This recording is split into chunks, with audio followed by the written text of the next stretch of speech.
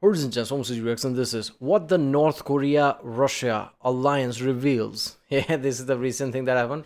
Not gonna lie, I did see this coming, but not at this level.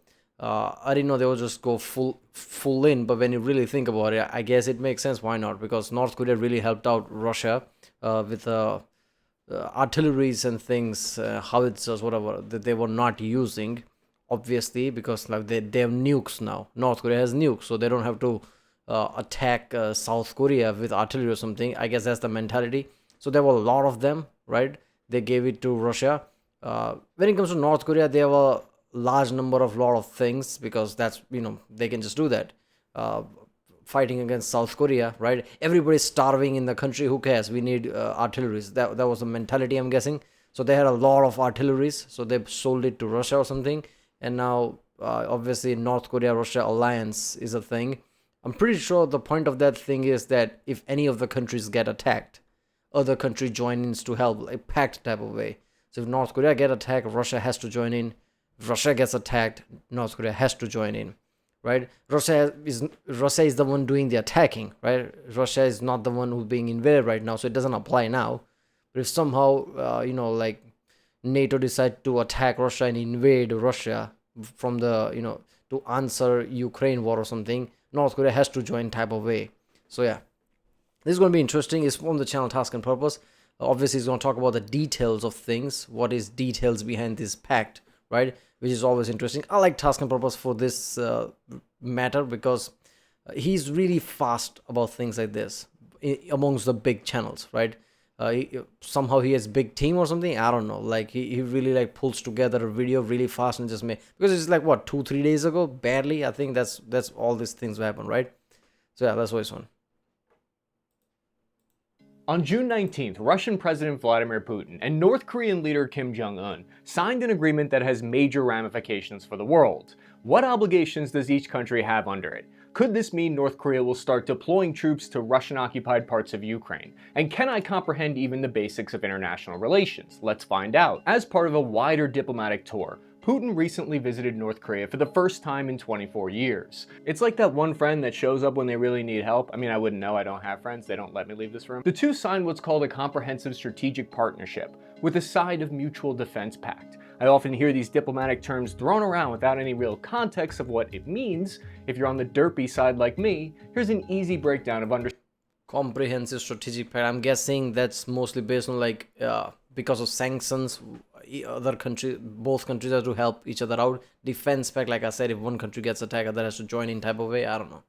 Understanding treaties from weakest to strongest. The weakest is called a friendship treaty, which is basically a symbolic establishment of goodwill. It's the equivalent of making small talk about the weather. Then you've got your trade agreements like NAFTA for reducing trade barriers, very cold and transactional, like meeting a lady of the night. After that, your strategic partnerships. Here's where the countries start to cooperate on political, economic, and even sometimes security nonsense. After that is the comprehensive strategic partnership, which is very strong obligations to one another. But the fact that this one also had a mutual defense pact means that it's till death do you part. The only treaty stronger would be like a mutual defense alliance, like NATO or the Russian-led CIO. What are the specific terms of the agreement? It states that the only treaty... I mean, isn't the same thing? Defense alliance, defense pact. I'm guessing is the same. Alliance feels like more of like a NATO, like you said, NATO type of like official grouping type of way. But this defense pact is the same thing, I'm guessing, because it's only two countries, but they're gonna create some alliance like NATO or something. Come on. This is kind of the same thing. Stronger would be like a mutual defense alliance, like NATO or the Russian-led CIO. What are the specific terms of the agreement? It states that both countries are required to provide military assistance to one another if either is attacked by a foreign invasion. Quote, without delay, by all means at its disposal, end quote. In that case, they have to... Why? Every time they try to show some kind of a strength, like flex, they show some kind of a act like that where somebody literally headbutts something that breaks, like, well, what is this, Steven Seagal movie? Like, nobody's buying that shit. What are you even proving at that point? send military aid and everything they can spare right away. Similar to how the war in Ukraine was the impetus that made Sweden and Finland join the NATO alliance, it's had the effect of playing matchmaker with North Korea and Russia. It looks like everyone's getting picked for the kickball team, except me. It's high school all over again. I like how Putin was hauling ass with that car, and Kim probably just thinking like, you do know how to drive, right? I hope you do know how to drive. Part of the reason this new agreement has major ramifications for the world is because Russia will likely now adjust how they vote at the United Nations. Since Russia is one of only 5 permanent members of the Security Council, they wield massive power. This is because each member of the Security Council has veto power on any resolution. This means if Russia vetoes against a resolution, it can't be adopted, regardless of the level of international support. We already started to see this recently. Yeah, but how much strength UN has anyway, right? Only reason UN has such a strength because all the countries 195 agrees that it has strength, and not to mention amongst them the major powers are the main deal here, right? Now, even though Russia has like a veto power, if other major powers is in the background decides to do something, does UN even matter at that point, right? They are doing it. Like, what is UN going to do? I don't know. That's why like there was a big deal during the Trump presidency where like everybody was trashing UN for some reason. I'm guessing it was because of all this, right? They were going towards that goal, like we'll do our shit even if UN disagrees type of way. Recently, in March 2024, Russia vetoed a UN Security Council resolution that would have mandated that a panel of experts would have to monitor North Korean sanctions compliance. Any weapons transfers to North Korea or from them violate 10 different UN sanction resolutions that Russia supported in the past. However, they're changing all that now. The partnership would also make it easier for the Chinese government to transfer military equipment to North Korea, who could then indirectly transfer it to Russian forces. This would be a way to get around Western sanctions. What, China wasn't doing that already? Come on, China is such a high horse right now. They're such flying in the sky. They'll do what they want anyway. I highly doubt they're going to worry about what UN is going to think, right? That's how much they're flying. Past 20 years of like economic boom that they have, they've gone so close to, I mean, when you see GDPs and see, you realize China, how close that is to USA, right? They're like trillion. What is that? I don't know, 9, 10 trillion something. I think USA is like 17 trillion something. So China is somewhere like 10, 11. And third place is like really low compared to those two. So you can really see like China's closing to like USA level of GDP. And when you do that from nothing, it's like 20-year boom, right? All this happened in just less than 20 years. You can understand how China is just flying high. Like, I don't care. So if China attacks India, it doesn't care. They're just going to keep attacking, just aggression everywhere, right? So I highly doubt they're worried about what UN might think of. They're still like supplying North Korea or something, right? I mean, that's been the case since a long time when it comes to North Korea and China, but still. According to RUSI, North Korea has already been sending Russia 2 to 3 million artillery shells and thousands of missiles since 2023. These were sent in 10,000 containers across railways and ships to Russia. That's what's at the crux of this you scratch my back and I'll scratch your nuts agreement. Russia gets labor and munitions, and North Korea gets money and political favors in return. We now know from news reports what North Korea is getting in return. This includes shipments of increased amounts of food and fuel and oil. They've also unfrozen $9 million in North Korean assets. Now, I should tell you that Kim Jong-un's influential sister has denied sending weapons to Russia, but there's a lot of photographic and satellite evidence to support the claims. UN monitors confirmed Ukraine. Yeah, North Korea basically has like a lot of resource problem. A lot of people are starving. So if you like a very cheap gas and oil, you can like invest in industries and things, mechanized things that grow crops much faster, right? So you can tackle starving problem, right? Now I know people think like, why would like dictator care about who's starving? Like, you need a population in the end, right? So you need to mitigate like how many people are starving in the end, right? So with this oil and gas thing, they can like invest in a lot of like mechanized things, right? A lot of like tractors, whatever farming things, I don't know, whatever farming things you can invest in, because you have a lot of now gas and like oil that, like it can help with the starving issue. I don't know. Ukraine's claims that they'd shot down 40 North Korean-made ballistic missiles. Ukraine is becoming an international melting pot because reports indicate North Korea might now be sending or planning to send troops to Ukraine as early as July. This is another possible result of the alliance between the two. But what's the source of this nugget of information? It came from Chosun, which is a privately owned South Korean cable TV news network who got the information from an unnamed South Korean government official. The reason this rumor got picked up by some major news outlets was because the Pentagon actually responded to it and didn't outright dismiss it. Yeah, I mean, that's certainly something to keep an eye on. If I were North Korean military personnel management, I would be questioning my choices on sending my forces to be cannon fodder in an illegal war against Ukraine. So you're saying there's a non-zero chance?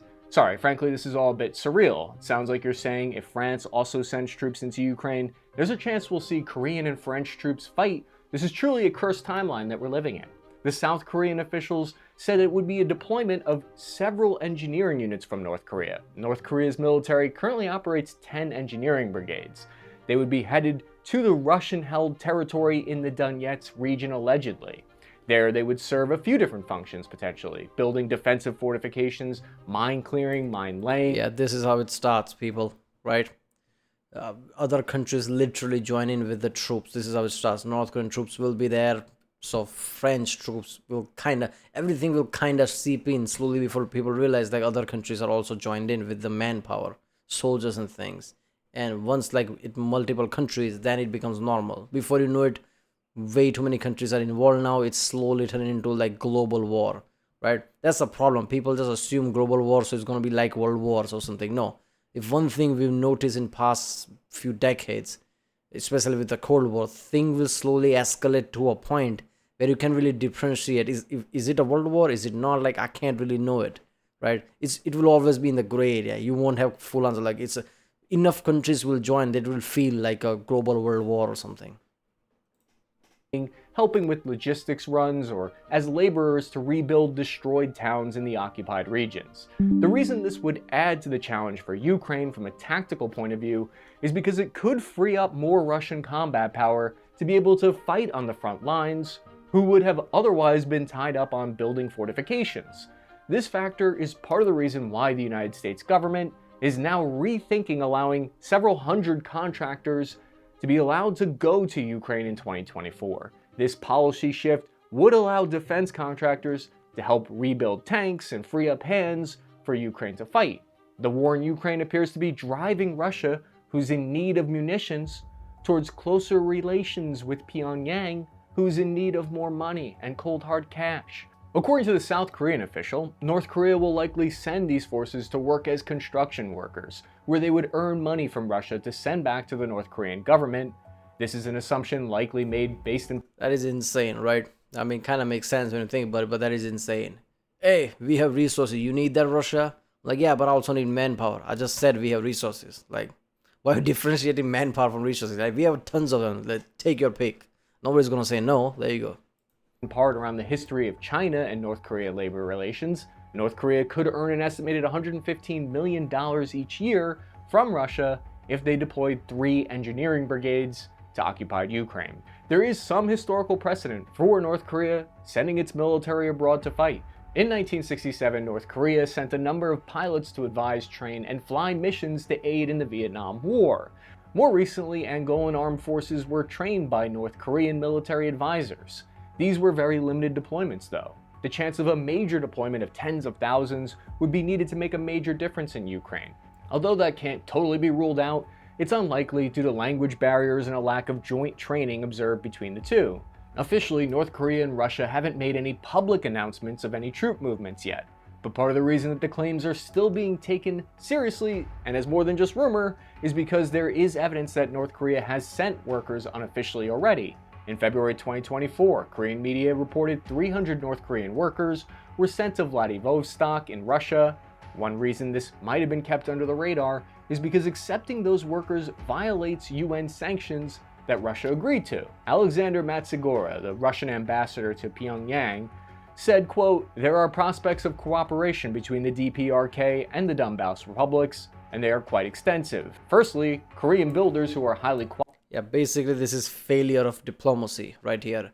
If you push somebody to really like far in the corner back against their wall, right? That's it. They don't care, right? What sanctions, like, you have to have a sweet spot of like pushing somebody just enough, but still like providing them enough of incentive that they listen to you, right? If you just put point blank sanctions to have everyone, like failure of diplomacy, whatever, like a long range thing, right? People always blame like this Ukraine Russia thing is also a failure of diplomacy. NATO and others should have listened more and realized more when to do what and not, right? So this is a long term failure of diplomacy, but this is also same thing. North Korea is like million sanctions on them. Russia also million sanctions on them because of the recent thing. They don't care. They don't care how much they're violent. What, right? You were just like thrown us aside anyway. So we're gonna do this. I don't care if you're mad at that kind of way. So they don't care about UN sanctions at that point. Qualified, hardworking, and ready to work in the most difficult conditions will be very serious. So the claim from the South Korean official is that North Korea would send military engineers disguised as civilians to work inside occupied sections in Ukraine. Further evidence of this being in the works comes from a 2022 quote from the Russian Deputy Prime Minister, who said they were, quote, working on political arrangements to employ North Korean workers in Russia, possibly 20 to 50,000, to develop the infrastructure in the Russian Far East. There are currently efforts underway to rebuild sections of Ukraine that Russia has flattened. The Financial Times did a profile on Russia's attempt to rebuild the occupied Ukrainian city of Mariupol that we often don't hear about. The city was annihilated during the invasion, with 90% of the buildings damaged or destroyed and much of the population fleeing. The Russian Federation is now attempting to rebuild Mariupol into a functioning city once again.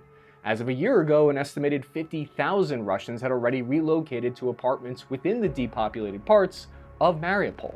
Moscow is paying billions of rubles to their construction companies to reconstruct the occupied regions. It appears like I'm not gonna lie, that is one of the most next level shit I've ever heard. A Ukrainian city during the invasion that destroyed and all the people fled. 50,000 Russians are literally relocating there and they're rebuilding it.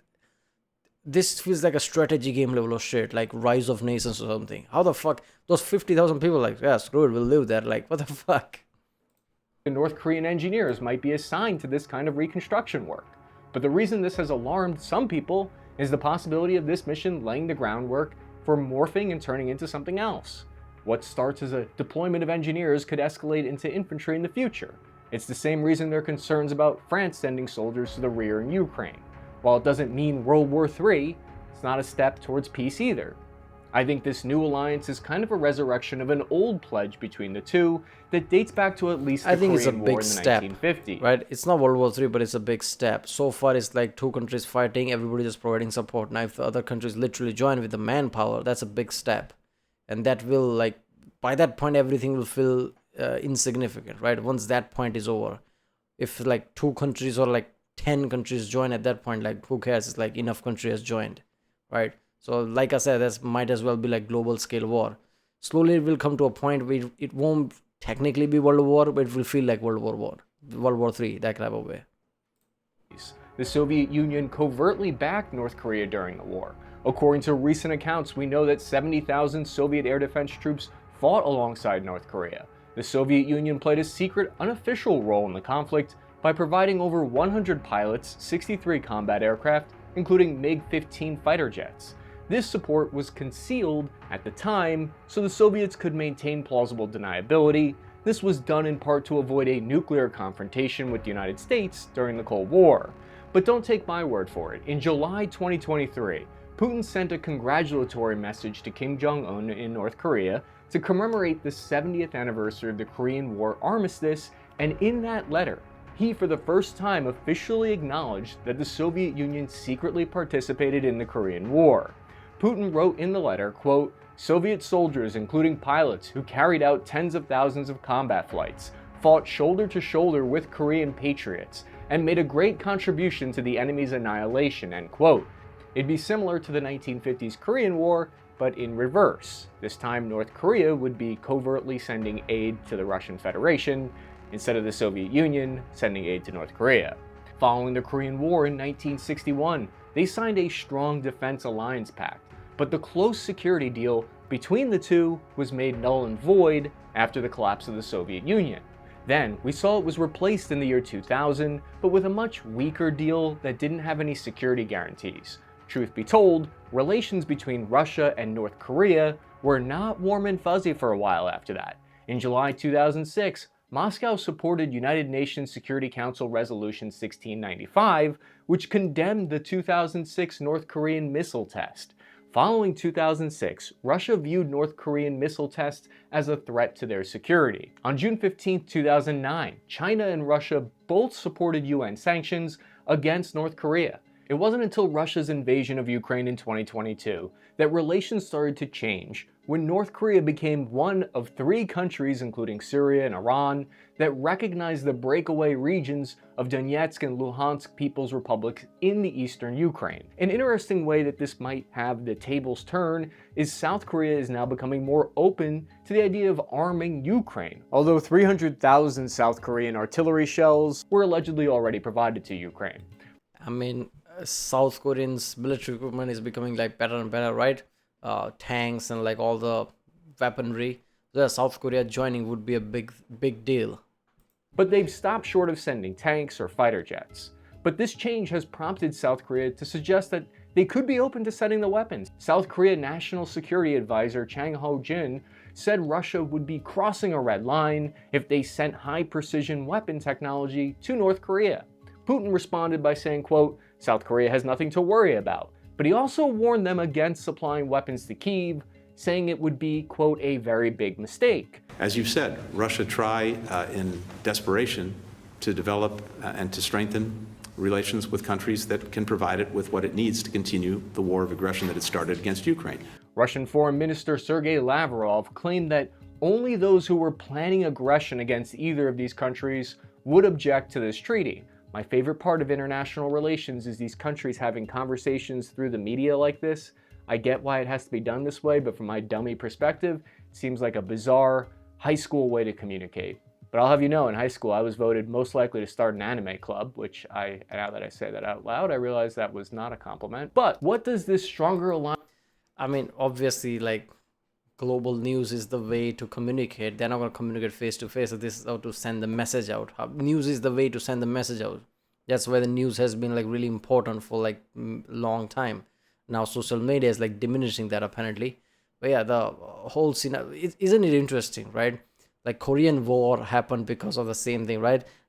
Communism, supported North Korea. America supported South Korea, and back and forth. We've seen it, right? The Korean War is so insane. Like, they get pushed all the way to South, then they push all the way to China, back and forth 2-3 times.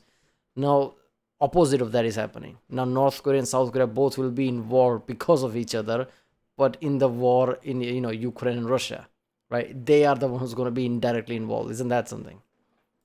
Lines mean for Russia's relations with China? Let's hear from someone who is actually an expert in the field. Sun Yun, director of China program at the Washington-based Stimson Center think tank, said Beijing does not want to form a 3-way alliance with North Korea and Russia because it needs to keep its options open. Such a coalition would mean a new Cold War, something Beijing says it's determined to avoid. Aligning itself with Pyongyang and Moscow would be contrary to China's goals of maintaining relationships with Europe and improving ties with Japan and South Korea, Sun said. End quote. Now guess what kind of treaty these two have? Is it a treaty of friendship, a strategic partnership? According to them, it's a no-limits friendship. It's like raw dogging without a safe word. It looks like Russia's trying to establish a group of friendly states that have had historical ties to the Soviet Union. So to summarize my totally non-credible... To me, that no-limit thing sounded too much, but at the same time, not enough. Isn't that weird? It's like, title is such ridiculous that there's this like meaningless title everywhere. Oh, we have no limits relationship. What does that mean? Let's lay out on the paper. Nah, it's all right. We're fine. We don't have to lay it out. There you go. We'll see how it goes type of way. I don't know. It feels like very meaningless thing, right? At least with North Korea and Russia, there's like a proper like defense pact and like proper things. No limits friendship, whatever. Like, okay. Diplomatic understanding of the situation. Russia and North Korea strengthened their relationship partly because they're both under strict sanctions. Then South Korea got hurt and said that they would maybe start hanging out with Ukraine if Russia helped North Korea. Just because we're getting this info through the grapevine doesn't mean it's not credible. In the Army, we had the private news network, which was all the lower enlisted guys spreading barracks rumors, and 60% of the time they were true every time. In the geopolitical chess game, alliances are being reshuffled, old rivalries reignited, old allies reignited as well, making for a truly unpredictable landscape right now. The main difference today is that the countries can no longer hide behind plausible deniability and covertly arm proxy wars like they could during the Cold War. This is because advances in satellite images make it so anyone, you or me, we could buy a satellite image live and confirm what's happening. Yeah, but Trump reverted that, isn't it? Like point blank, just lying. I don't know what you're talking about. That's not one of us. Yeah, I don't know. He's a satellite. What satellite? I don't even know what satellite is. What photo? Fake news. So even though technology got better, like people just point blank saying gaslighting people directly to their face has become a thing now. And who's sending troops where. Just like in high school, everyone's forming their cliques, and the stakes have never been higher. And my hope is that nations are able to find a diplomatic solution to these problems. Speaking of which, you know Germany's rebuilding their army, transforming it in ways unseen since the Cold War? You can find out more if you're interested by clicking the link to this video or typing in task and purpose Germany. Yeah, there you go. Germany is rebuilding their forces. That doesn't panic anyone because much worse things are happening around the planet. And I'm guessing Germany is loving the good side now or something. There you go. But yeah, after 2 big world wars, right? Anybody hearing Germany is rebuilding them again a few decades ago would have panicked people. But now it's like because of Russia, North Korea, even China, people like not thinking about that. But there you go. Yeah, there you go. Mercedes is for everyone. I'm guessing all German armies will have Mercedes things. Mercedes Hummer style cars, infantry vehicle made by Mercedes. There you go. Alright, well, that was what the North Korea-Russia alliance reveals by channel Task and Purpose. If you like my Rickson, subscribe, and I'll see you next time.